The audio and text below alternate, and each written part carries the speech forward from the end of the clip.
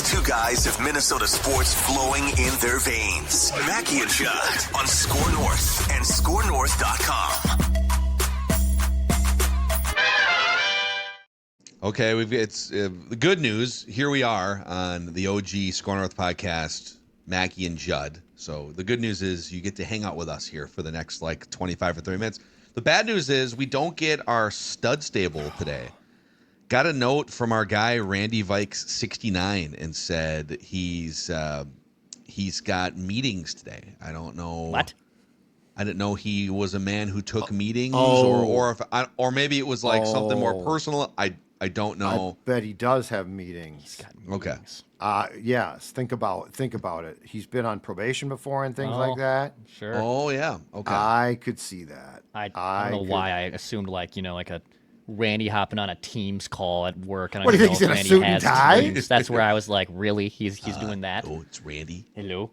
I've heard if your PO if your PO calls you, you can't say no. Like I've just heard that. So I'm gonna guess right now. I think that's right. My brother, I think, when he went to truancy court. My brother twice in high school missed so many classes, junior and senior year. I'm outing my brother here, but whatever. He also wouldn't hide from this. I think when he got his, he had like a kind of like a makeshift parole officer, because it's truancy. It's not life and death. You didn't, not a crime, you didn't murder anyone. It's like when you're a juvenile kind of a thing. Yeah. But Okay. he had, I think, same thing. He had to talk to his, makeshift parole officer when he called. I remember that. Where was he going instead of school? Anywhere but school. Anywhere but school. Okay, I can see it. There's plenty of options. In fact, we're going to rank them right now. It's a pecking order. Places you would skip school for. Okay, before we get to some statements here, It's actually a great snake. give us a statement about MSP plumbing, heating, and air conditioning. Oh, I certainly will. And that's the fact that with the cold here, as you all know, the heating systems in this state have to run far longer than in most. And what happens is then there's inefficiencies that get multiplied, and that leads to higher and higher bills. Reduce them and the risk of breakdowns in the cold, which is, by the way, dangerous, by calling MSP Plumbing, Heating, and Air to have your systems checked now. Having your furnace or boiler go on the fritz can quickly become a safety hazard with a risk of frozen or burst pipes that require costly emergency repairs. Also, don't forget, MSP is your local carrier dealer, and MSP and carrier, a winning combination. So how do you get ahead of the game? I'm going to tell you, it's this simple. Give them a call, 651-615-4292, or check out their website, call MSP.com. Call MSP.com. They will make sure that you are saving money, and really, most importantly, that your house is safe and sound when it's bitter cold outside. Okay, statement number one here. We will do a full Flagrant Howls episode on Wednesday in which we promise to dive into the Kyrie Irving corners of Wolves Rumorville.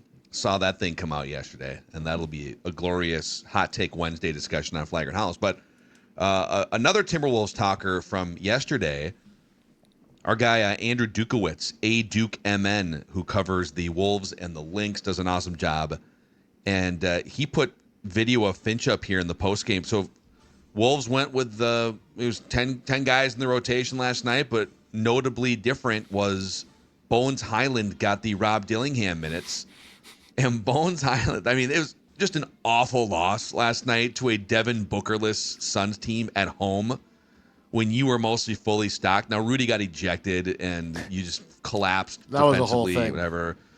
It's ridiculous. But so the loss aside, just a horrible loss. Bones Highland gets 16 minutes, including some stretch run, and winds up hitting 4 threes, 14 points, a small handful of assists. He also had a few of the worst turnovers you'll ever see in an NBA game, which is all part of the Bones Highland experience. But he's one of those guys that can just kind of carry you for stretches offensively, and he's a former first-round draft pick. And Rob Dillingham was replaced in the rotation. So Finch was asked about it, and Andrew Dukowitz had the quote here. Finch said, listen. I love Finch, man. Finch is the best. He just says it. He goes, listen. I thought we were 24 games in, and it was time to try something different. He's been patient, and he's been playing really well in practice, Bones, doing everything we asked him to do. So, listen could be a T-shirt. So Finch, this first-round draft pick that you moved up into the top 10 to go get a couple years ago, and he's kind of cracked your rotation, but now he's out of the rotation. What do you think? Is he done? Yeah, I mean, listen. Yeah. Hey, It's kind of we done. tried. I'm kind of out on Dillingham. God, he's great. So I guess my statement here is the Rob Dillingham era appears to be over. Yeah. I mean, things can happen, injuries, and guys, he could obviously get put back into the rotation, but this is at least a temporary pulling of the plug on the Rob Dillingham era, which barely begun after 2 years. Well, and it also, unfortunately, it doesn't sync up with where the team is at. It just doesn't. Like Finch is trying to win basketball games, and if you develop a player in the meantime, that's awesome. But where this team is at and where they're going, unfortunately, what's the room? Like, what's the room for, okay, Rob, you're going to go in, you're going to play X amount of time here. And it might go terribly, but that's okay. Like, they don't have that. Yeah. The luxury's not there. So I understand it from all sides, but Finch's sort of fatherly disgust on things just amuses me to no end. That's a new segment for us. He doesn't have any no, kids, right? No, he doesn't. But it's like he's got a basketball kids. But it's great because like mom is like, Rob, it's okay. You're trying as hard as you can.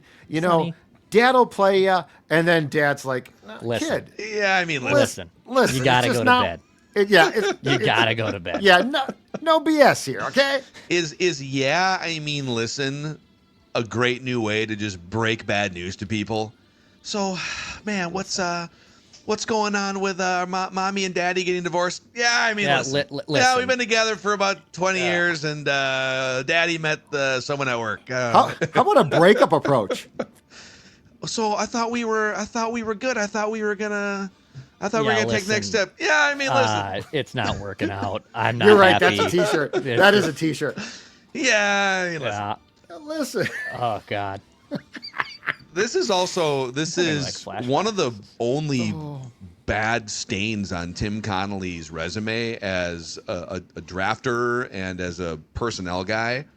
And maybe to your point, the guy's 21 years old, Dillingham, so it's hard to say that he's never going to have a career in the NBA.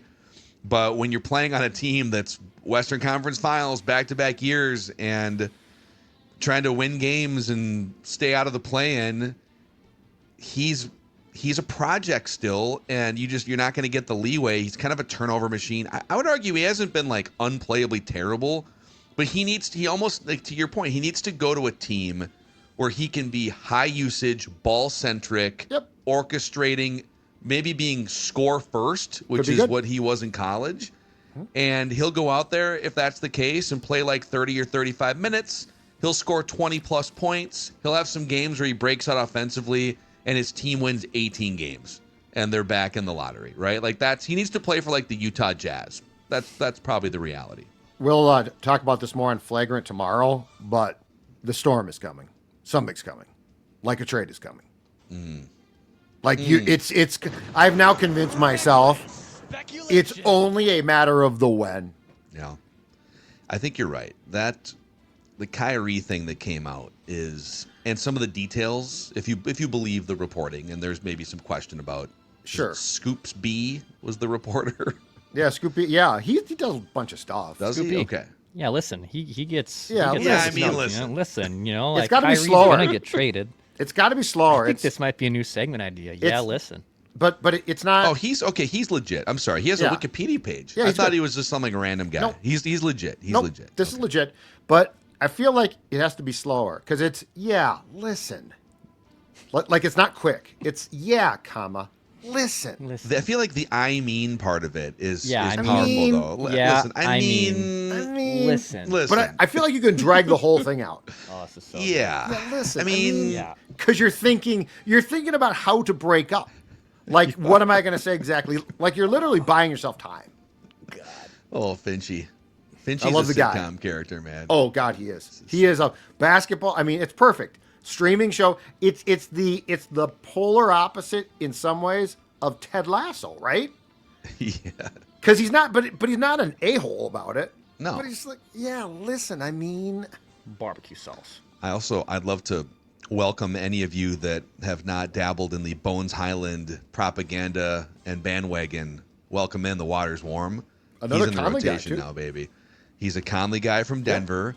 Yeah. He's also a VCU guy. Did he play for Shaka or Shaka Smart might have been at Texas by then.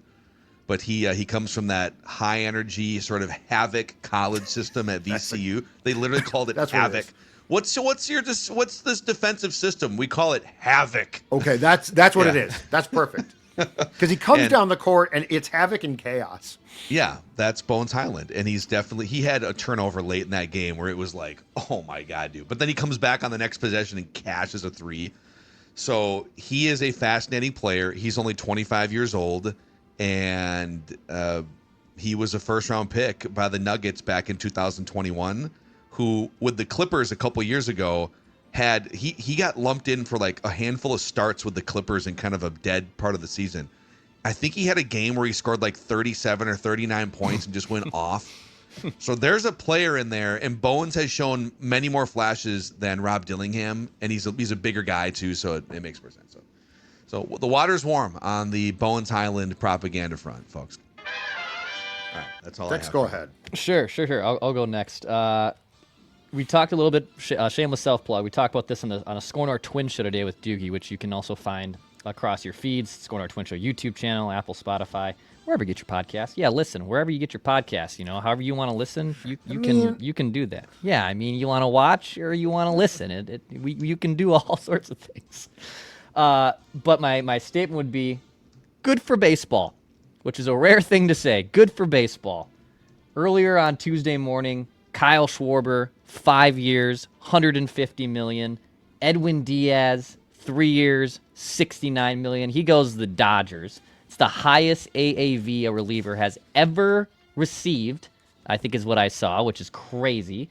And it also means if you think the Twins are going to find a closer and pay closer money, good luck. Good luck. Cole Sands. Let's hear Sandstorm. I've heard it shifted. Listen, I hear the attitude shifted. Yeah, listen, we wanted to go find a closer, but the Sandstorm's going to hit, and the new visuals at Target Field in the bottom of the ninth on a 11,000 seated arena for a Friday night home game are going to be epic. So, hey, I do think, but like in all honesty, like baseball free agency, like Dylan Cease signed early with the big contract. We'll see where Tucker and Bichette and like Bregman, who are kind of probably going to be the three big horses that get the most money. We'll see where they land, but good for baseball. It's been like it's not what it was like 10, 15 years ago at the winter meetings where people were signing a lot quicker and crazier. But I do feel we're getting a little bit back to a little bit more activity in the baseball offseason from a hot stove being actually a hot stove and not a lukewarm stove that gets slightly warmer in January before spring training starts again. So good for baseball. Got guys flying off the board, just none of them to the Twins. Can we get a blockbuster before the winter meetings come to their conclusion? That's my question. I want a blockbuster trade or something. Like a trade. Yeah, blockbuster trade. I want a blockbuster trade. I love blockbuster trades. Big names too. I'm not talking about the Red Sox traded Byron Buxton. Does Byron Buxton to the Mets do it for you? Is that blockbuster? That's a blockbuster. Yes. Do you believe? So we did a Rogue Twin show there with Doogie, and we left you out. We apologize. We were recording Thor Talks Thor. Purple. It's great. Thor Talks Purple on Apple, Spotify, and the Score North YouTube channel. Off to a good start. Mm-hmm. Do you believe the Twins' change of headwinds here? That now that the new minority investors are locked and loaded. No. The reporting out of the winter meetings is that not only are we not going to get rid of these guys, we're going to add pieces to what we have. Yeah.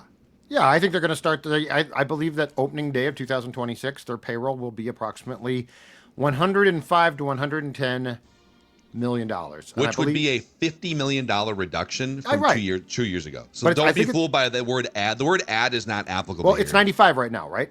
Yeah. I think it's 95 right now. So I think that there is a good chance that yes, I believe in Charlie Walters, the Shooter's column on Sunday in the Pioneer Press, in which the Shooter revealed that the Minneapolis or the Minnesota buyers are basically what started as a hedge fund firm, which is not good news. But I believe he also reported that the Twins are planning on their payroll being above $100 million. But to your point, I think it was 135 going into the last 2 years. So it's a significant reduction. Yes. I also think there's a reality where somebody offers them the world for Joe Ryan and they trade him. But like, am I excited about this? Like, there has been like the Twins are no, like they're essentially trying to say the pro Twins reporting is, well, they're in a bad division, so you never know what might happen. Well, that's all true. But do I expect the fans who despise this team right now to change and be like, oh, that's a great point. They're in a division and they might spend a little bit more on a slappy shortstop? No. I got to find this write up. What's the name of the hedge fund again? It's well, it's not a hedge fund. It's not a hedge fund now. It is a Varde Partners. Yeah, Varde Partners. Varde. Yeah, it's a Swedish word for like we're about to fire you. Yeah. There's also the two accents above the A. A. It's Swedish. Yeah. I was serious about that. It's I think investment management, I guess. It was a hedge fund. It was like two guys from Cargill who I think are both retired now. It started as a hedge fund, but it now basically wants to buy your distressed asset. Well, that's what's funny because they have a nice little Wikipedia page here, background about the company. I read all up on them. They originally started as a hedge fund that focused on distressed securities. Yep. So distressed being the key word tying into the Twins, but distressed securities or securities over companies or entities that are experiencing financial or operational distress, default, or are under bankruptcy. You're not going to feel better if you read this entire thing. You're not going to feel better at all. Oh, man.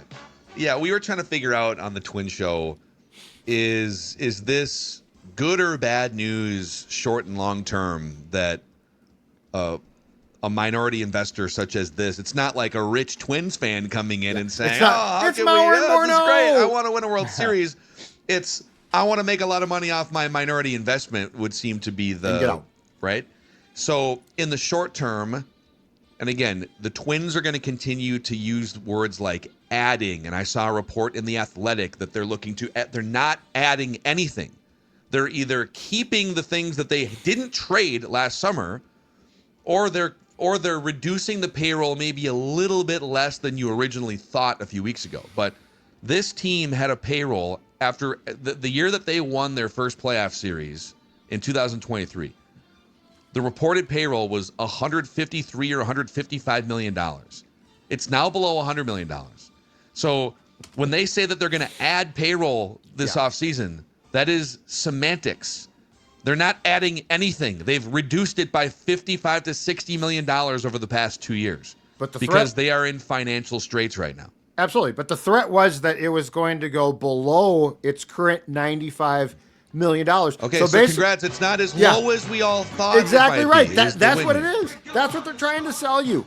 But I mean, I still think it's this simple.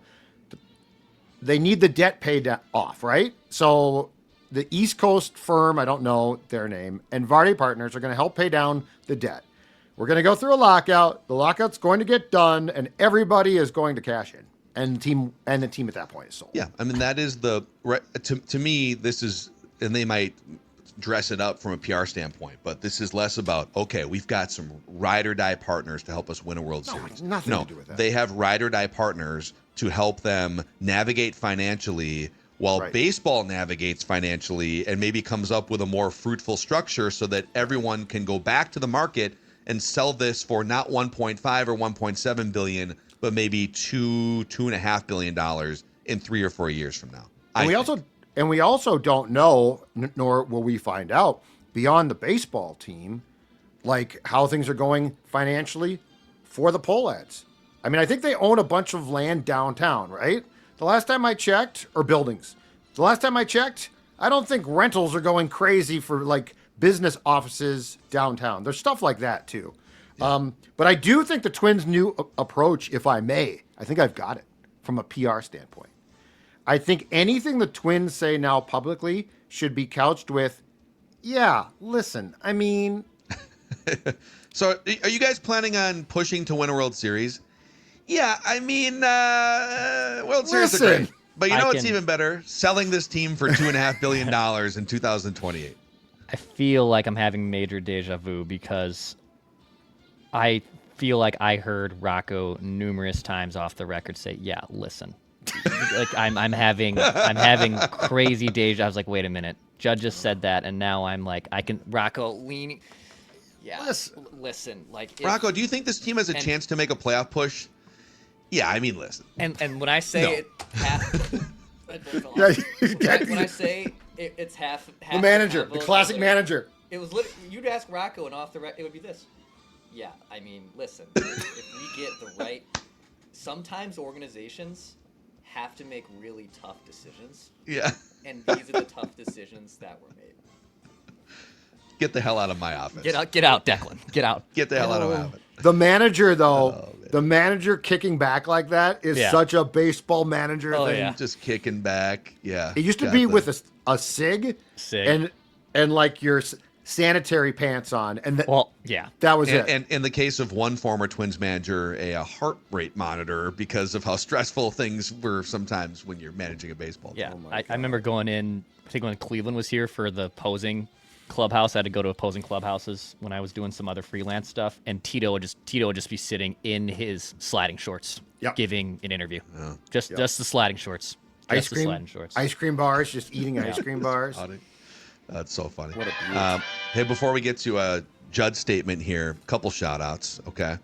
Number one, Pep's Pizza, which is making Green Mill Pizza for your eating desires. Green Mill Restaurant Pizza, that iconic Green Mill brand that most of you are pretty familiar with, I would hope. That tavern-style pizza, now available in your own kitchen via the grocery store freezer section. Extreme Supreme, Il Primo, hand-tossed pepperoni, meat lovers. Yeah, it's delicious. You cut it into squares like a good Minnesotan, and you can also get soft breadsticks and sauces via Green Mill at the grocery store. Learn more at greenmillfoods.com. And another thing here to touch on is if you're over the age of 40 or 45, you should probably consider getting a colonoscopy. And I know that doesn't sound like a great time, but the folks at Minji make it as great of an experience as it possibly can to help you detect disease at its earliest stage when it's treatable and beatable. And you're thinking, okay, colonoscopy takes forever. The prep is a pain. Well, here's what's great about Minji. Their colonoscopy prep uses a sports drink mixture that patients actually prefer, and the screening itself is quick and painless, and colon cancer doesn't start showing up until it's in an advanced stage. And so the sooner you get screened, the better, starting at age 45. So don't put it off. Schedule your game-changing, life-saving colonoscopy at Minji.com. That's MNGI.com. All right. Give us a little statement here, Judd. Football players, football culture is crazy. Absolutely crazy. Exhibit A, last night on Twitter. Former Chargers star cornerback Quentin Jammer got on to tell a story that started with this, okay? True story. In 2011, I played completely bleep-faced in at least 8 games. He went on to explain how he was going through a divorce, started to drink, and would actually drink during games. He would put high-end stuff in his bag, take it out, drink during games. He said, I drank on my way home, which I'm going to assume that when the game was in San Diego, that meant he had the bottle right by him and he was driving home. You think about this sport. You think about these players. And look, this is not the norm. I get that. But there's a lot of weird stuff. There's a lot of stories we don't know. And this is just another example. And the scary thing is this. I totally believe this. I totally buy it. Yeah, I don't my use favorite BS. thing is people then started responding to the like news in his tweets. I think it was a tweet you said that he sent out. I think it was a tweet. Yeah, I think that's how it started. And people started then finding clips of him getting torched on defense from his career and saying, "Were you drunk on this play? How about this play?" He answered a bunch of questions too. I mean, listen, yeah, it's football. Football, I feel like it is. These guys are young. They're 21. They're 23. They're mostly just kind of immature idiots like we all were. But they've got a ton of money. They're not emotionally ready, maybe for the pressure and the money and everything that goes into it. And then they're getting into these car crashes every single week. So physical pain, mental pain, and how do you deal with it all? Yep. And it's not. I think people would be shocked, like when you pull back the curtain, how many bats fly out and how many cockroaches fly out. Oh God, yeah. NFL behind the scenes. And just bizarre stuff. I feel like, I mean, all professional sports are weird. Like, there's definitely weird things about them all. But I feel because of how football is, your career is so short, you're young, and it's easily the most brutal sport. Like, the fact that guys are basically told before every game to get shot up. Like, that is just a starting point of what? It's like, no, this is why they can play. Yeah. It's Alex and Jeremiah are pretty open about that stuff on O-line committee too. Yeah. Like they don't want to get anyone in trouble, so they don't sell people down the river. But none of them would trade it. That's the thing. All of them, for the most part, are like, yeah. I mean, it was crazy. It was wild. It was painful. It may have lopped 10 years off the end of my life, but I would do it all over again in a heartbeat. Playing drunk has to be incredibly difficult, though. Like, I could see playing high for sure. Played golf drunk a bunch of times. Yeah, Well, yeah. numerous times. It kind of dials you in a little bit more. Yeah. Yeah. But I mean, how The would you pressure not? melts away. It's great. How would you birdie not, juice. from a football standpoint, though, just completely lose your focus? I mean, there's some quarterbacks where it might take the edge off enough for you to just go out there and play ball. Buzzed a little bit maybe, but then I think you get tired. I don't know. It just You might need a nap. like Might I need think a you nap. could play like IPAs. I think I'm going to guess in the 70s and 80s guys played coked up, but I think you could play coked up. Did you mention in your setup there did you see what type of alcohol it was? He did mention. Someone asked him like, "Oh, Yeah, what-" top he goes, shelf "It was- stuff. It was tequila mostly." Yeah, so perhaps top it wasn't shelf that. tequila. Blanco I could or not play Respirado? I don't think he specified. Now I need to know. Yeah. I'm sure it was good stuff. Yeah. Did you guys see too on the football culture front? Jim Harbaugh's post game last night. Yes, it's Jim his Harbaugh quote. was asked, "Hey, this is a big win for you guys. They've grinded their way to a 9-4 record with a ravaged offensive line and running back injuries and stuff. And I think Justin Herbert's been sacked like 10% of dropbacks or something insane. You just see the limping pressure around. rate last Yeah. night? It was crazy. 70% plus. It was so bad, but they found a way to make it work. And after the game, he was like, "Yeah, I mean, I put it right up there. The feeling after tonight's win, right up there with the birth of my children, wedding day. It's right up there. It's on the list." He's incredible. Nobody Hilarious. loves football more than the Harbaugh family. Absolutely. We could Absolutely. have had that guy as the Viking. They would have been coming off at least one Super Bowl appearance, maybe the first Super Bowl win by now. And Let that dude out the door in 2022. Idiots. and Tom Crean, who's now a Wolves studio guy, he is married to their sister, right? Yeah. So their Thanksgiving gatherings, not Thanksgiving, probably more like 4th of July, right? That's the off Just season. grinding it out. Just a Jim and John. Tom The Crean's dad, intense. Tom Crean hasn't blinked in 10 years. Yeah. It's crazy. All right, boys. There's your statements here on Mackey and Judd, the OG Score North podcast. I mean, the show is okay. Yeah, I mean, listen, I got some bad news for you. It's okay. See you guys.